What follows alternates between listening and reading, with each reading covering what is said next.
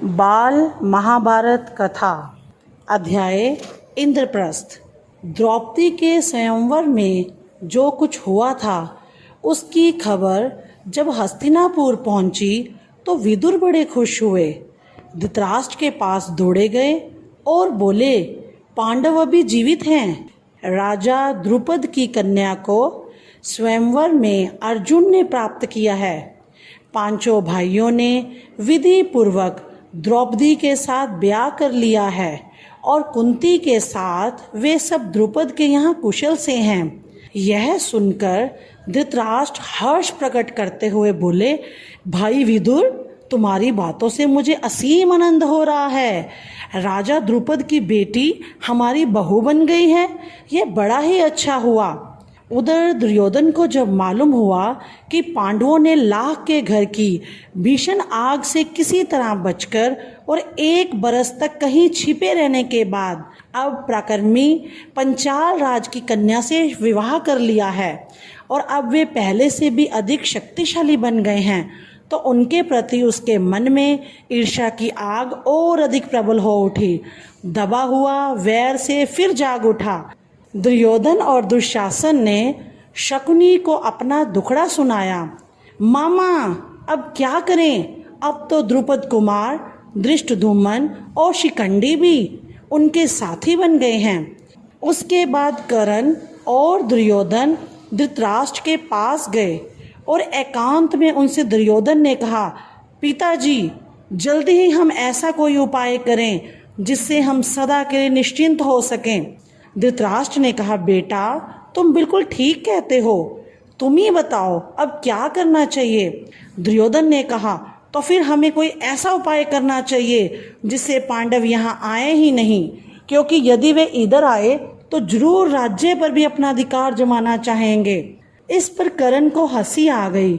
उसने कहा, दुर्योधन, अब 1 साल बाहर रहने और दुनिया देख लेने से उन्हें काफ़ी अनुभव प्राप्त हो चुका है। एक शक्ति संपन्न राजा के यहाँ उन्होंने शरण ली है, इस पर उनके प्रति तुम्हारा वैर भाव उनसे छिपा नहीं है। इसलिए छल प्रपंच से अब काम नहीं बनेगा।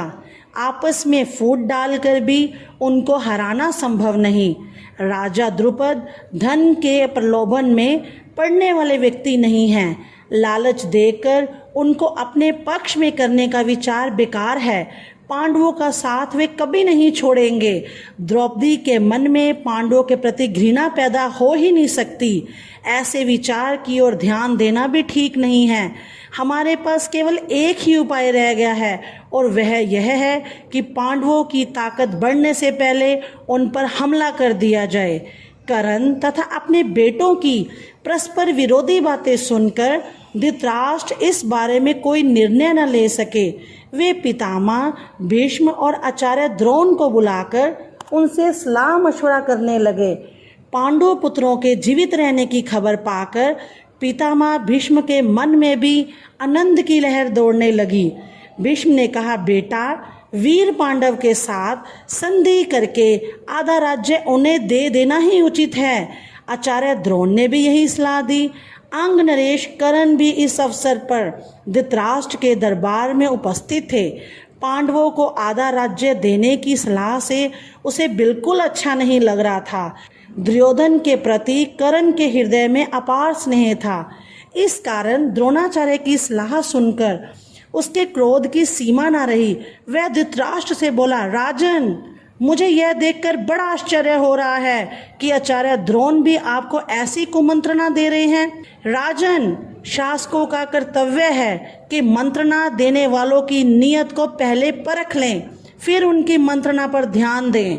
कर्ण की इन बातों से द्रोणाचार्य क्रोधित हो गरज कर बोले, दुष्ट कर्ण, तुम राजा को गलत रास्ता बता रहे हो। यह निश्चित है कि यदि राजा धृतराष्ट्र ने मेरी तथा पितामह भीष्म की सलाह ना मानी और तुम जैसों की सलाह पर चले तो फिर कौरवों का नाश होने वाला है। इसके बाद धृतराष्ट्र ने धर्मात्मा विदुर से सलाह ली।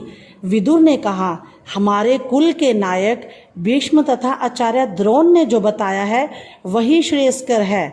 कर्ण की सलाह किसी काम की नहीं है। अंत में सब सोच विचार कर धृतराष्ट्र ने पांडु के पुत्रों को आधा राज्य देकर संधि कर लेने का निश्चय कर लिया और पांडवों को द्रौपदी तथा कुंती सहित आदर लिवा लेने के लिए विदुर को पंचाल देश भेजा। विदुर पंचाल देश को रवाना हो गए।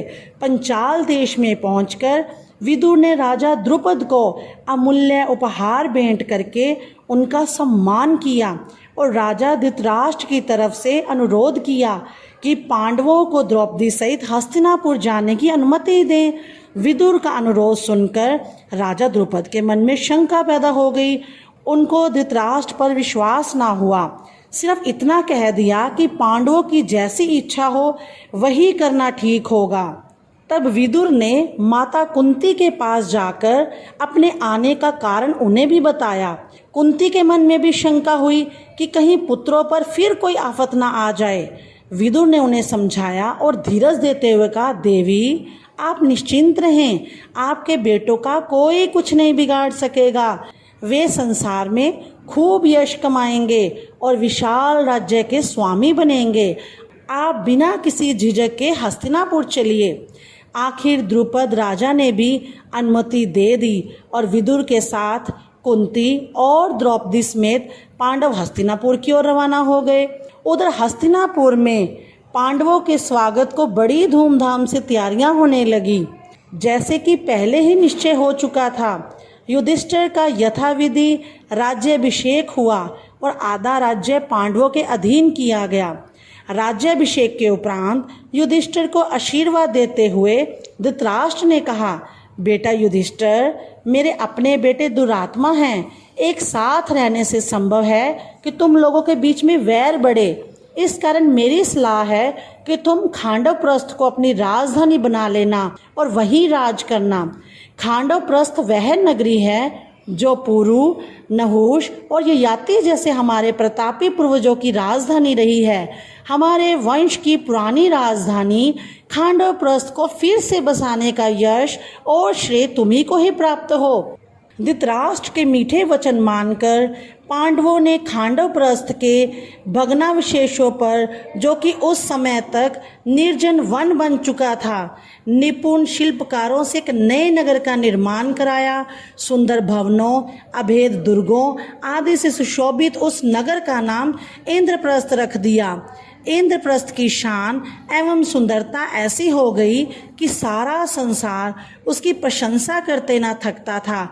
अपनी राजधानी में द्रौपदी और माता कुंती के साथ पांचों पांडव 23 बरस तक सुखपूर्वक जीवन व्यतीत करते हुए न्यायपूर्वक राज्य करते रहे। धन्यवाद।